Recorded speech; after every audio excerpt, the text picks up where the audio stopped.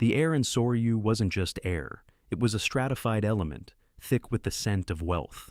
At the top layer, the sweet smoky perfume of galbi caramelizing over charcoal. Beneath that, the sharp, clean bite of premium scotch and the almost imperceptible floral notes of a chairman's wife's perfume. And at the bottom, where Amara lived and moved, the metallic tang of polished steel, hot steam, and the faint, ever-present scent of survival. For her, Soryu mostly smelled like another month of Nana B's chemotherapy secured. She moved between the dark wood tables with an economy of motion that was its own form of invisibility.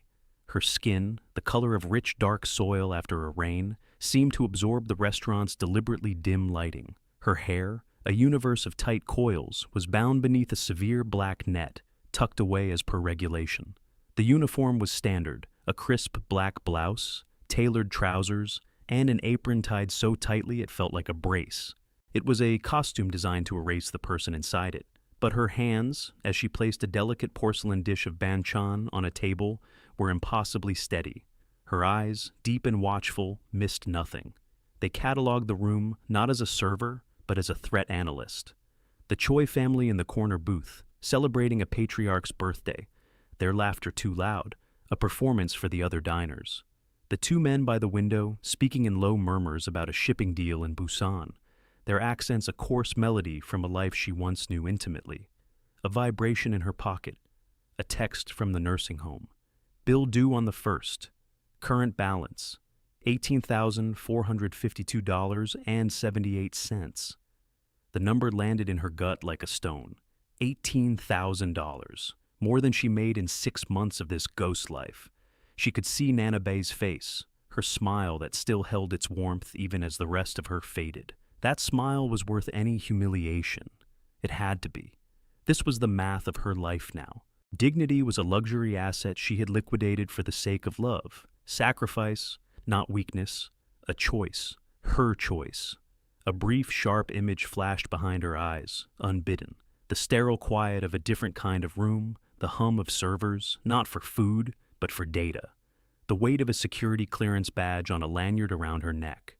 The low, rumbling voice of Mr. Choi, her foster father, as he drilled her on Korean proverbs. The deepest rivers flow with the least sound. He had been a man of immense quiet power, a retired figure from a world that operated in the shadows of Seoul's financial district. He had taken in a lost, angry black girl from the foster system and given her a language, a code, and a mind sharpened to a razor's edge. He had taught her how to be invisible, not as a servant, but as a predator. The irony was a bitter taste in her mouth. She was using his lessons to serve kimchi to men he would have devoured without a sound. "Amara, front, mister." Kim, the restaurant's manager, hissed the words, his face slick with sweat. He was a man perpetually vibrating with anxiety, a human tuning fork for the whims of the wealthy. "Mr. Park is on his way, Daniel Park, and he has a guest. Everyone, look sharp, no mistakes. You know how he is." A ripple of genuine fear went through the staff. Whispers followed. Not him again. Last time he made Min Jun cry.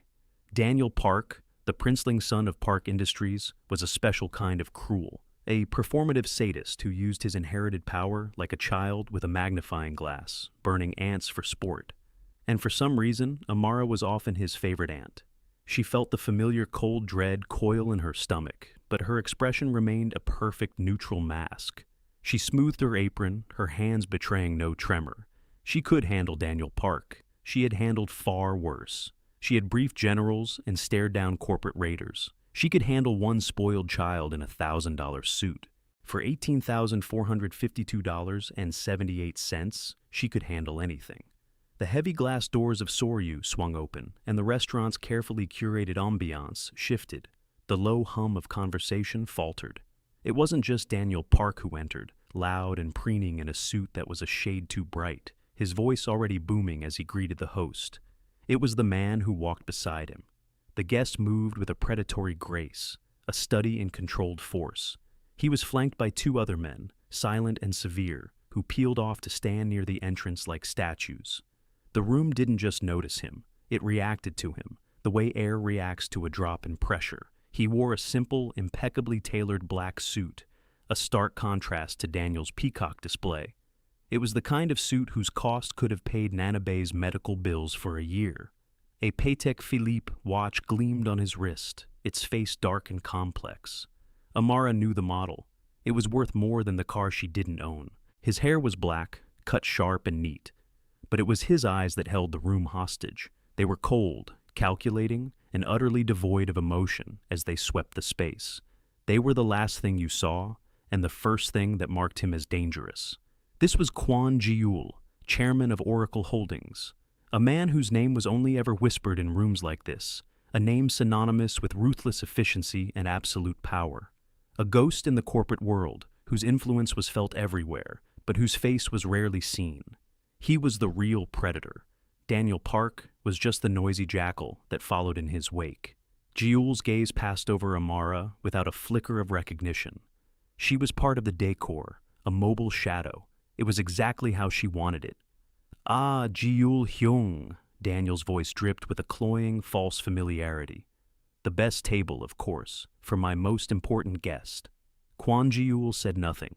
He simply moved toward the indicated VIP booth, his stillness a crushing weight.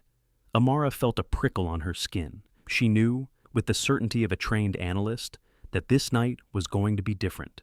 The variables had changed, and the cost of survival had just gone up. Daniel Park spotted her, a slow, cruel smile spread across his face, a predator locking onto its prey. It was the smile of a man who remembered their brief, disastrous history and enjoyed the power imbalance their new context provided. He'd been a charming, ambitious investor. She'd been a rising analyst. He'd pursued her, and for a moment, she'd been intrigued. Then she'd seen the rot beneath the polish, the casual cruelty, the dismissiveness toward anyone he deemed beneath him. She ended it. He had not taken it well. Now, fate, in its infinite cruelty, had cast her as his servant. "You!" he called out, snapping his fingers. The sound cracked through the hushed restaurant like a whip. "We'll have you, mister." Kim scurried over, bowing. "Sir, of course. Amara is one of our best." Amara inclined her head, the picture of deference. "Yes, sir." The words tasted like ash. She approached the table, her posture perfect, her face a serene mask. She could feel Kwon Ji-yul's eyes on her, not with interest, but with the detached assessment of a man evaluating a tool. "So, this is where you ended up," Daniel began, his voice laced with mock pity, loud enough for the nearby tables to hear. "From financial reports to taking orders. Quite the fall from grace, isn't it?" Amara didn't reply. She placed the water glasses on the table, her movements fluid and precise. Silence was her shield. Daniel switched to Korean, a deliberate act of exclusion and dominance. His Korean was clumsy, the pronunciation of a man who learned it from tutors, not from the heart. "Ya, ya, Yoja, bring us the best scotch, and some sundubu jjigae. Make it extra hot. My guest is a very important man. You wouldn't want to disappoint him, would you?" He used the informal yaw, a term of disrespect one would use for a child or an animal. "Yes, sir," she replied in English, her voice level. He laughed, a short, ugly sound. "She probably doesn't even understand. Look at her." He turned to Ji-yul, still speaking in Korean. "It's like a trained monkey. You give it a simple command, and it obeys. That's all they're good for." The racial slur was casual, almost an afterthought, which only made it cut deeper. Amara's spine went rigid, but her face remained unchanged. She felt a familiar, cold burn begin to spread through her chest. It was the feeling that preceded a decision. She could absorb this. She could swallow this poison like she had swallowed so many others. For Nana B. For the $18,452.78. She returned minutes later with the stew, the earthenware bowl radiating a blistering heat. As she leaned in to place it on the table, Daniel shifted his leg, knocking the tray table just enough. It was a subtle, deliberate movement. Deniable. The bowl tipped. Scalding red broth, thick with tofu and chili, cascaded down her arm. The pain was immediate, a searing electric shock. It felt like her skin was melting. A collective gasp went through the nearby tables. Daniel leaned back, his face a mask of feigned shock. "Oh my goodness, look at what you've done, you clumsy girl. You've ruined my suit." He pointed to a single, tiny drop on his trousers. Amara didn't make a sound. She stood perfectly still, her burned arm held rigidly at her side. The world seemed to narrow to the throbbing, white-hot agony and the sound of her own breathing. Through the haze of pain, she saw him pull out his phone, a smirk playing on his lips. He was filming her pain for his own amusement. Bystanders did nothing. The staff were frozen in horror. The other patrons looked down at their plates, suddenly fascinated by their food. Mister? Kim was already rushing over, but he was babbling apologies to Daniel, not checking on her. And Kwon Ji-yul. He just watched. His face was unreadable. His cold eyes tracked the entire exchange, from Daniel's subtle kick to the tremor that was starting in Amara's hand. He was observing, analyzing. This was the moment, the breaking point, the point where the cost became too high. The pain in her arm was nothing compared to the fire of humiliation consuming her. The image of Nana B's smiling face warred with the sneering face of Daniel Park. The numbers on the bill warred with the number of times she had been forced to swallow her own humanity. 1 second. Endure. Nana needs you. 2 seconds. He wins. He films you. He breaks you. He wins. 3 seconds. The deepest rivers flow with the least sound. A shift. It wasn't physical, not yet. It was something deep inside her. A tectonic plate of her soul grinding into a new position. The sacrifice was no longer noble. It was self-destruction. And she was done setting herself on fire to keep others warm. The trembling in her hand stopped. She deliberately lowered her arm to her side. The pain was still there, a roaring inferno, but it was now a tool, a focus. She lifted her head. Her eyes, no longer deferential, bypassed Daniel completely. They locked directly onto Kwon Ji-yul, the silent man at the table, the one who held the real power. She had been invisible. Then she was targeted. She had endured. Now she would decide. The silence that followed was absolute. It was the silence of a held breath, of a world waiting for the inevitable crack of thunder after a flash of lightning. Amara did not flinch. She did not cry out. The scalding stew had soaked the sleeve of her blouse, adhering it to her blistering skin, but she stood as if carved from stone. The pain was a distant roaring engine she had learned to quarantine. She drew in a slow, measured breath. Her posture changed. It was a subtle transformation, but for the man watching her, it was as dramatic as a building collapsing. Her shoulders, which had been held in a posture of subservient deference, squared. Her spine straightened, adding an inch to her height. Her chin lifted. The waitress was gone. The analyst, the strategist, the survivor Mr. Choi had forged took her place. Ignoring Daniel Park and his still recording phone, she kept her eyes fixed on Kwon Ji-yul, and then she spoke. The words that came out were not English. They were not the polite, standard Korean of Seoul that one would expect. They were flawless, ice-cold Busan Saturi, the thick working-class dialect of the southern port city, a language of shipbuilders, fishermen, and the old crime families who ran the docks. It was the dialect of Mr. Choi's youth, the one he had taught her in private, calling it the language of real consequence. Heo sejang yi gok e dal ha myon go geot I got gut I da. Her voice was deadly quiet, yet it carried across the silent room like a gunshot. When posturing reaches its peak, that is the beginning of its decay. Daniel Park froze. The phone in his hand lowered slightly. His smirk vanished, replaced by a slack-jawed confusion. It wasn't just that she spoke Korean. It was how she spoke it. It was the language of his grandfather, a language he barely understood, a language that carried the weight of an authority he had never earned. Kwon Ji-yul's stillness deepened, but something shifted in his eyes. The detached assessment was gone, replaced by a sharp, penetrating focus. He leaned forward, just a fraction of an inch. He was no longer observing an object. He was engaging with a subject. 아마라는 작은 걸음을 더 가까이 테이블로 옮겼다. 그녀는 이제 그를 바라보며 그의 눈에 묻은 눈물을 닦아주었다. 조트는 음식에 관심이 없는 사람인 것 같아. 지킬 가치가 없다. A man who wastes good food to prove a small point has nothing of value to protect. The color drained from Daniel Park's face. He understood that. He understood the insult, the dismissal, the sheer, unbelievable audacity. He shot to his feet, his chair scraping loudly against the floor. "What did you say? Who the hell do you think you are?" he sputtered, his bravado shattered, reverting to blustering English. "Security! Get her out of here! She's fired!" Amara finally turned her head to look at him. There was no anger in her eyes. There was nothing. It was the dispassionate gaze of a scientist observing a specimen. "Security for what?" she asked, her English now as crisp and precise as her Korean. "Your poor table manners?" Mr. Kim rushed forward, wringing his hands. "Miss, please. Apologize to Mr. Park."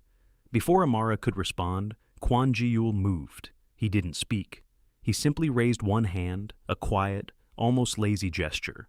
But it had the effect of a physical blow. Mr. Kim stopped babbling. Daniel snapped his mouth shut. The entire room seemed to hold its breath. Ji-yul's cold eyes moved from Amara's face, down to her burned arm, and then back up. He spoke for the first time, his voice a low, gravelly baritone. He spoke in the same Busan dialect she had used, but his was the polished version of the boardroom, not the docks. The effect was to create an instant, exclusive circle of two around the table, with Daniel on the outside looking in. "Guan-chan na? Are you all right?" It was the last thing anyone expected. "I will be," Amara replied in English, deliberately breaking the circle. Ji-yul nodded slowly. He reached into his suit jacket and pulled out a slim, black titanium card. He slid it across the table toward Mr. Kim, who was trembling. "My apologies for my associate's behavior," Ji-yul said, his voice now a cold, hard instrument of command. His English was perfect, unaccented. "This will cover the inconvenience. We will be leaving." He stood, his movements economical and precise. He then looked at Amara. "You will come with us." It was not a request. It was a statement of fact. Daniel looked stunned. "Hyung, what are you doing? She assaulted me. She—" Ji-yul turned his head, and the look in his eyes silenced Daniel instantly. It was a look of such profound, chilling dismissal that Daniel physically recoiled. "You are an embarrassment," Ji-yul said, the words clipped and final. He turned and walked toward the exit without a backward glance. His two guards fell into step behind him. Amara stood for a moment in the wake of the silent chaos. Her job was gone. Her security was gone. The $18,452.78 was an impossible mountain again. But for the first time in a year, she felt the ground solid beneath her feet. She had endured. She had decided. She had acted. She looked at her arm, at the red, blistering skin. A testament. A price paid. Then she turned and followed Kwon Ji-yul out of the restaurant, leaving her old life burning behind her. The inside of Kwon Ji-yul's car was like a sensory deprivation chamber. The city's noise vanished behind thick, silent glass. The scent was of clean, expensive leather and nothing else. It was a space devoid of chaos. Amara sat opposite him, her burned arm throbbing in time with the city's distant pulse. One of his men had produced a first aid kit, and with impersonal efficiency had wrapped her arm in a sterile, cooling bandage. No one spoke. Ji-yul didn't look at her. He stared out the window at the blurred lights of Los Angeles, his profile cut from granite. He was waiting. She knew this type of silence. It wasn't empty. It was tactical. He was giving her space to be scared, to be grateful, to be pliable. He was ceding the first move, a classic negotiation tactic Mr. Choi had taught her. The first to speak reveals their position. She would not be the first to speak. She focused on the pain in her arm, using it as an anchor. She thought of Nana B. She had gambled everything on a single defiant act. Now she had to play the hand she was dealt. They arrived not at a hospital, but at a sleek, anonymous skyscraper downtown. They bypassed the lobby, taking a private elevator directly to the penthouse. The doors opened into a sprawling apartment that was more art gallery than home.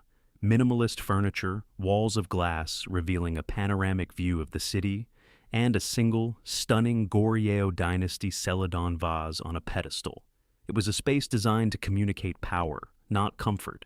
Ji-yul led her to a sitting area, the leather couches soft as butter. He gestured for her to sit. He remained standing, looking down at her. The power dynamic was clear. "A doctor is on his way for your arm," he said. His voice was calm, a flat surface on a deep ocean. "Now?" He paused, his eyes finally meeting hers, sharp and analytical. He switched to Korean. Tell me who you are." "You already know my name," she replied in English, refusing to cede the linguistic ground. "Amara Williams." "That is the name of a waitress," he countered, his voice dropping. "I am not asking the waitress. I am asking the woman who speaks the Busan dialect of a man born before the war. I am asking the woman who quoted a proverb about the futility of posturing to Daniel Park."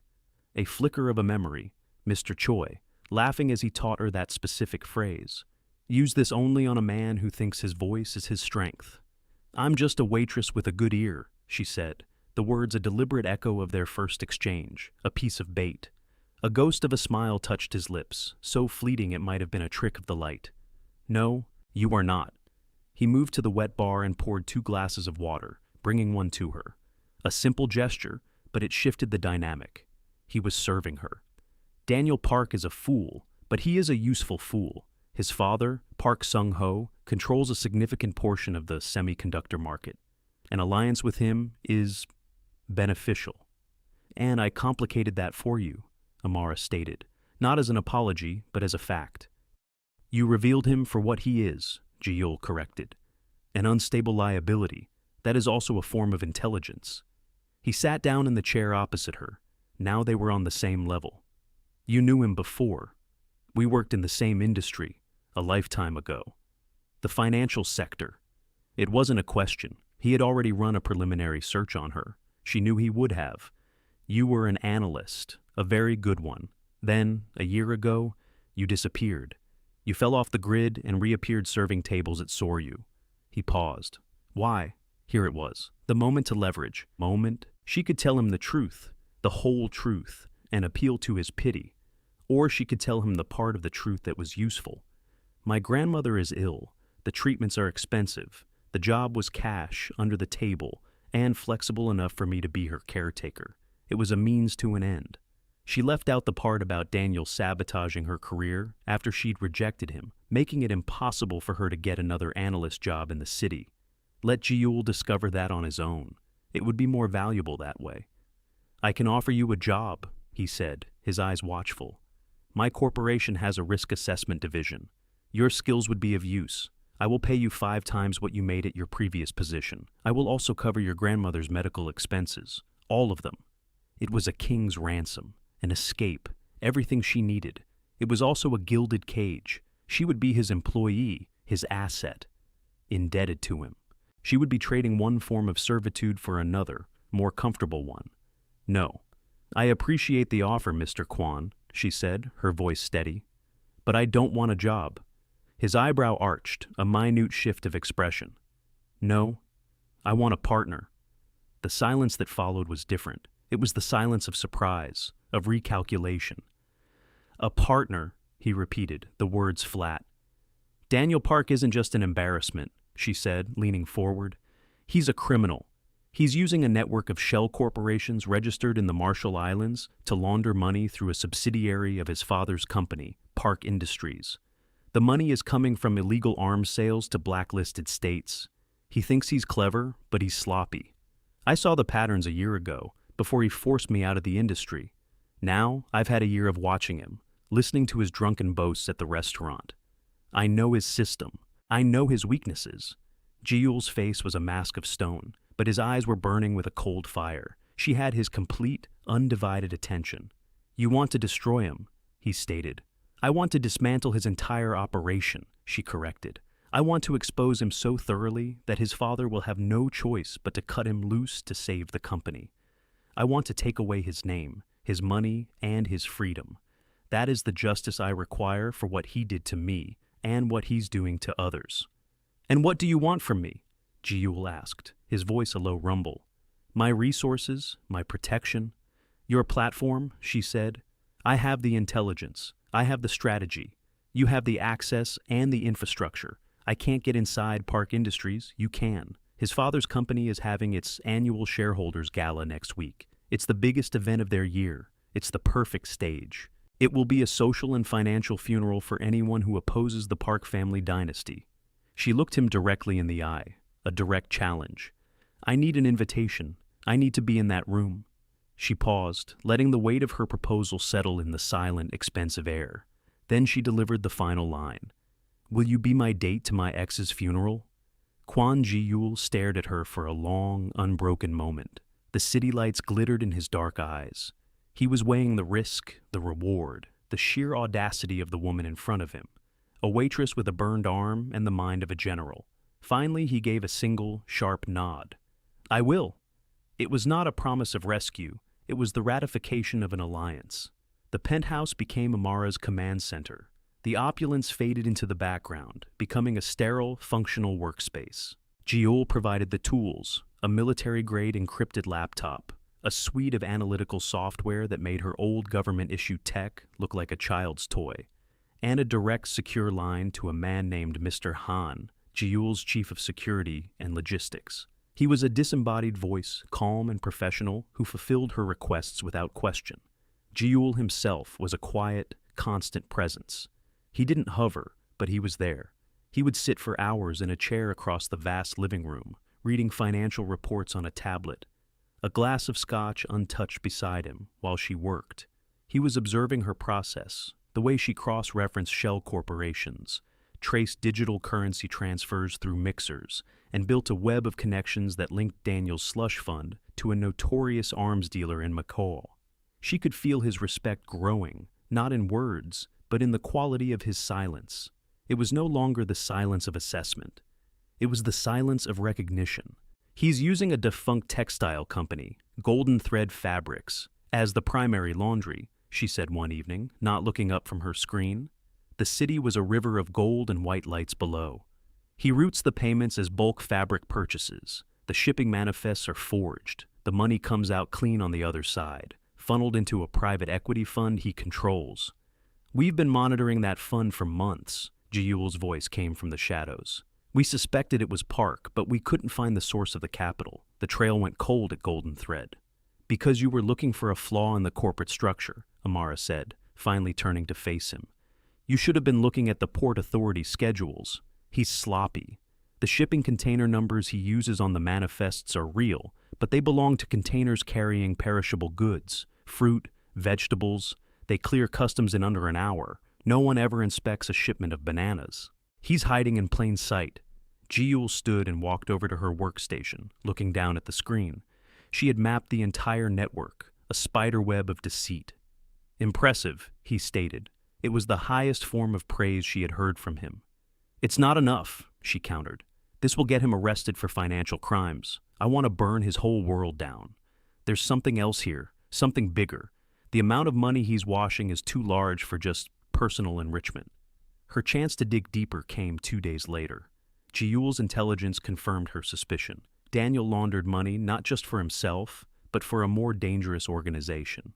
To get proof, she needed access to a key player inside Park Industries, a mid-level accountant named Lee Jin-woo, a man known for his gambling debts and his fear. Jiul's first instinct was to have Mr. Han's team persuade Mr. Lee to cooperate. No, Amara said firmly, standing before him in the sterile light of the penthouse. A heavy-handed approach will spook him. He'll run, or, worse, go to Daniel. This requires finesse. I need to meet with him. It's too dangerous. Jiul's voice was flat, betraying no emotion, but his jaw was tight. He knows who you are. Daniel will have shown him your picture. Daniel will have shown him a picture of a waitress, she corrected. I won't be a waitress. Mr. Han's voice on the secure line had provided the solution. A new identity. Amara became Grace Kim, a risk consultant from a Singaporean firm looking to invest. She had a full backstop, a corporate website, a LinkedIn profile, a history. Jiul provided the wardrobe, not the armor-like gown for the gala, but a sharp, understated power suit, glasses with clear lenses, and a haircut that transformed her coils into a sleek, professional bob. When she looked in the mirror, the waitress was gone. She saw the woman she used to be, but with harder eyes. She met Lee Jin-woo in the bustling lobby of a downtown hotel. It was her solo operation. Jiul was miles away, monitoring through a tiny audio device. But he was not present. This was her stage. Mr. Lee was a nervous wreck, constantly dabbing his forehead with a handkerchief. Amara, as Grace, was the picture of calm confidence. She spoke about investment potentials, about market volatility, her voice smooth and assured. She slowly guided the conversation toward Park Industries, dropping hints about their firm's interest and their concerns about financial transparency. "Your subsidiary, Golden Thread Fabrics," she said, stirring her tea. "Our analysts flagged some irregularities in its revenue reporting. It seems to outperform its sector by an impossible margin." Lee's face went pale. "It is a very successful venture." "It is," Amara agreed, her voice like silk. "Almost as successful as your accounts at the casinos in Glendale. We understand you've had a run of bad luck lately, Mr. Lee. It must be difficult to cover those markers on an accountant's salary." The man began to tremble. "I don't know what you're talking about." "I think you do," Amara said, her voice dropping, losing its corporate polish and taking on a cold edge. "And I think you know that the people you owe money to are not as patient as we are." She slid a single piece of paper across the table. It was a printout of his betting history for the last 6 months. "We are offering you a way out, a new job, a new life, away from your debts. All we need is confirmation of what we already know. Who is the money really for?" Lee stared at the paper, his face crumbling. He whispered a name that made the blood run cold in Amara's veins. It was the head of a human trafficking syndicate operating out of Southeast Asia. Daniel wasn't just a money launderer. He was the financial engine for a machine that bought and sold human lives. The stakes had just escalated from a war of finance to a war for souls. She returned to the penthouse, the victory tasting like acid. She felt Jiul's eyes on her as she entered, a new level of respect in his gaze. He had heard everything, but her victory was short-lived. The next morning, as she was finalizing the presentation that would destroy Daniel at the gala, she received a frantic call. It was a nurse from her grandmother's care facility, a kind woman named Maria she had befriended. "Amara, something is wrong," Maria whispered, her voice tight with fear. "2 men were here. They said they were from maintenance, but they went into your grandmother's room.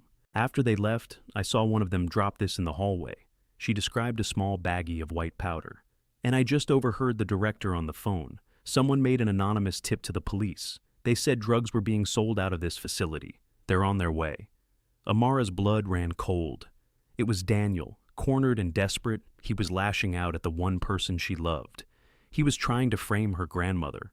Jiul was by her side in an instant, having seen the color drain from her face. She explained the situation, her voice tight and controlled. "My men will handle it," he said immediately, his voice a blade of cold steel. He was already pulling out his phone to call Mr. Han. "We will intercept the police. We will make this disappear." "No." The word was sharp, absolute. He stopped, his thumb hovering over the screen. He looked at her, his expression questioning. This was the first time she had ever directly countermanded him. "Your men showing up in black suits will look like an admission of guilt," she said, her mind racing, the analyst taking over. "It will draw attention, create a scene. The police might back off, but the facility will still evict her. Her doctors are there. Her life is there. This has to be quiet. It has to be invisible." She looked him in the eye. "This is my family, my move." She was already moving, stripping off her blazer. "I need a plan of the facility. I need to know the staff shift changes. I need to know where the security cameras are and if they have blind spots." Jiul stared at her for a second, a conflict playing out behind his cold eyes. Then he gave a curt nod to one of his guards. "Get her what she needs, now." He had deferred to her. In that moment, they were not patron and client. They were commander and subordinate. She was in charge. Using her knowledge of service corridors and staff routines, skills learned not in an intelligence agency, but from a year of being a waitress, she formulated a plan. She would go in not as a powerful consultant, but as she always had. Amara, the devoted granddaughter, there to drop off some laundry.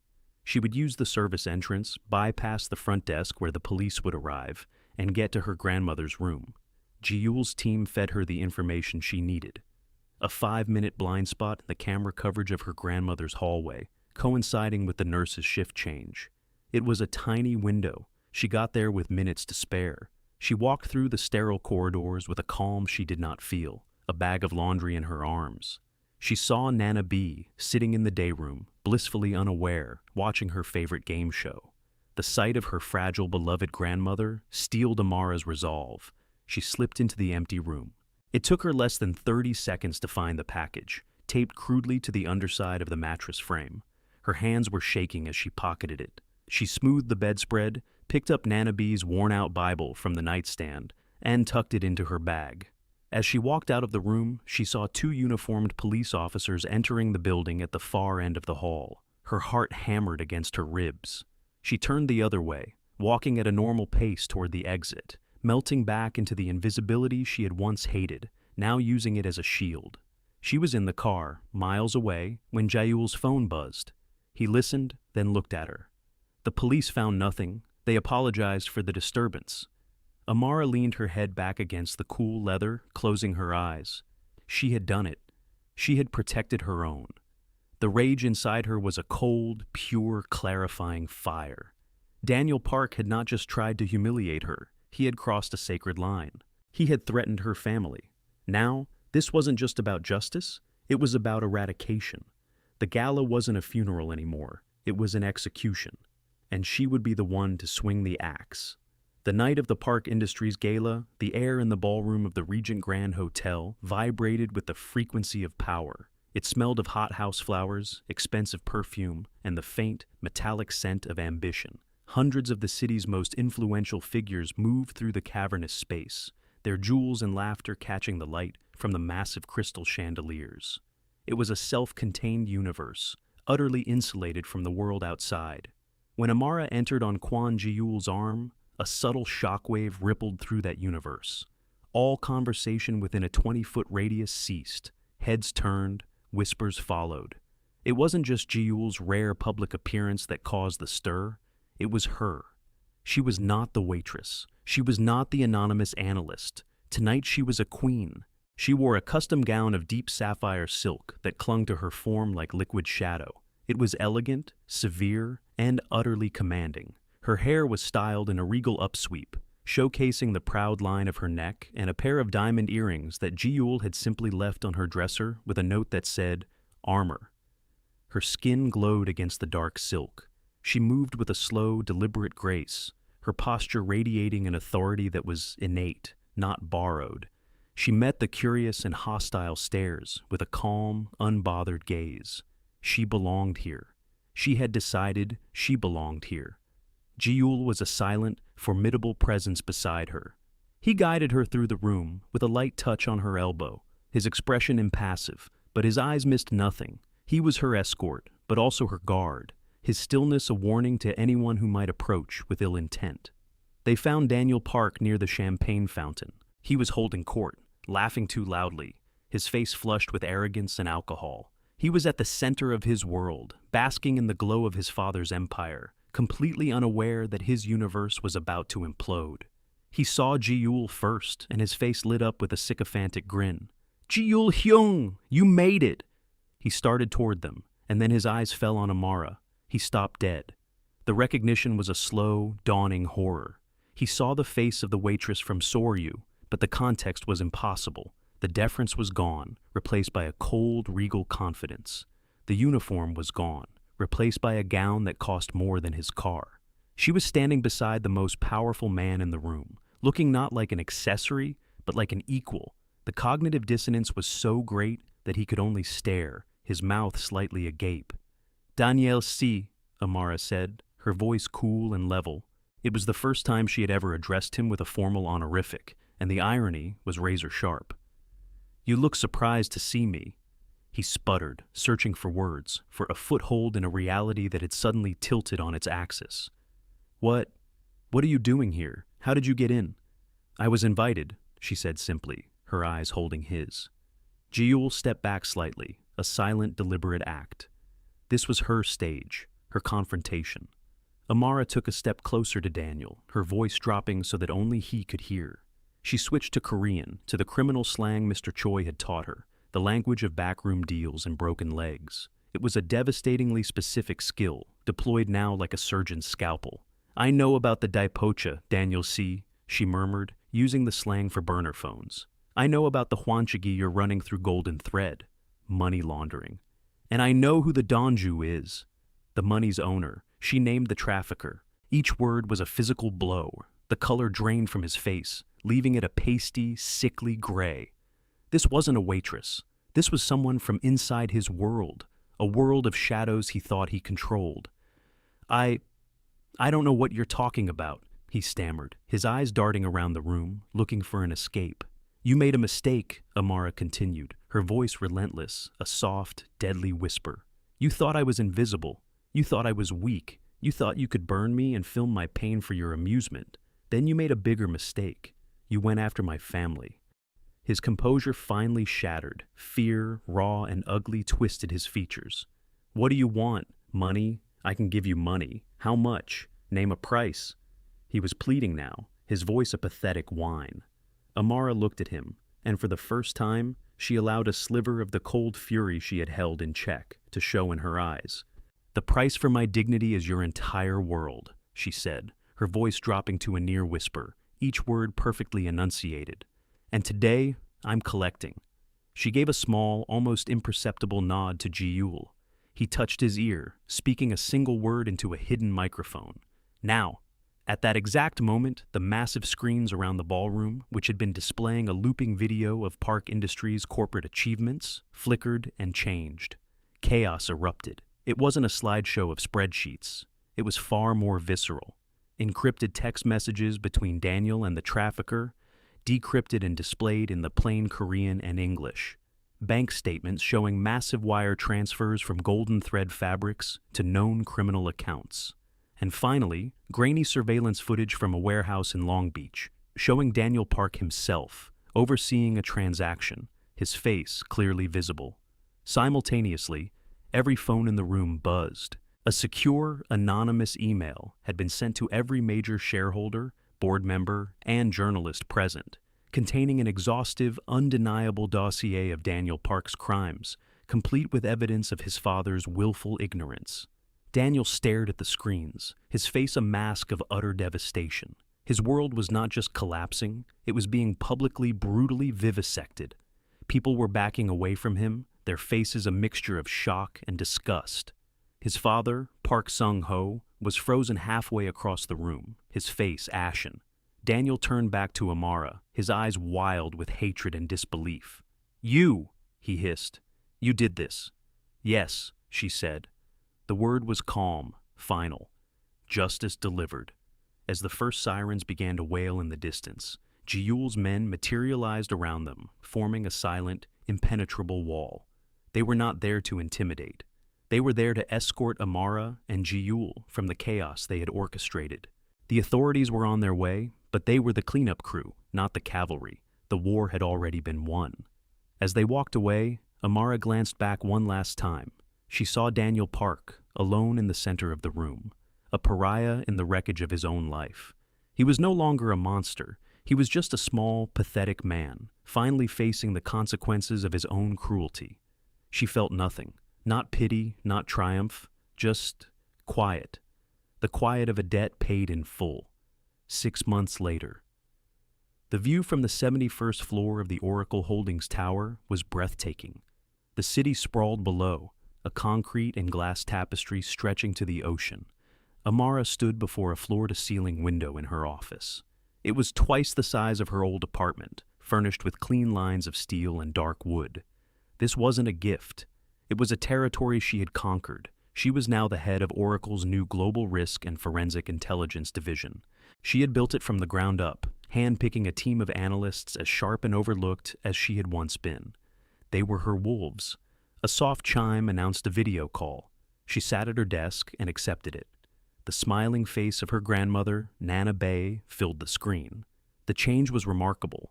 The gray pallor was gone, replaced by a healthy, vibrant color. Her eyes sparkled. She was in remission, living in a beautiful private cottage at the city's best long-term care facility, with a garden she tended to every day.